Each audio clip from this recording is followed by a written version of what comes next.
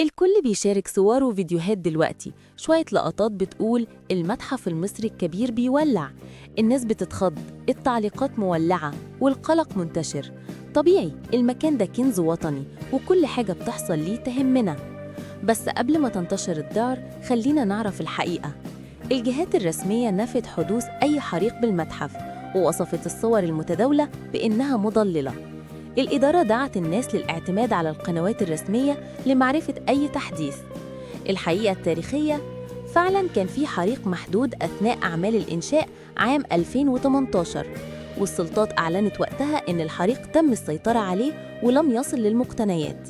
ده يوضح إن إشاعات الحريق التام والمفاجئ للمتحف المفتوح اليوم غالباً ملفق أو صور مفبركة. كمان مهم نعرف إن المتحف افتتح رسمياً مؤخراً واستقبل آلاف الزوار، وده معناه إن إدارة المتحف وفرق الأمن المدني بتعمل باستمرار إجراءات سلامة وحماية للأشياء والناس. لو في أي طارئ فعلي هتطلع بيانات سريعة ومؤكدة من الجهات المسؤولة. نصيحتي ليك ولأي حد: 1. ما تصدقش أي صورة أو فيديو فوراً، اتأكد من المصدر. 2. تابع الموقع والحسابات الرسمية للمتحف ووزارة السياحة والآثار. 3. خليك هادي وشارك المعلومة الصحيحة. نشر الشائعات ممكن يسبب خسائر معنوية وسياحية كبيرة. المتحف ده فخرنا، لو سمعت حاجة دور على المصدر الأول.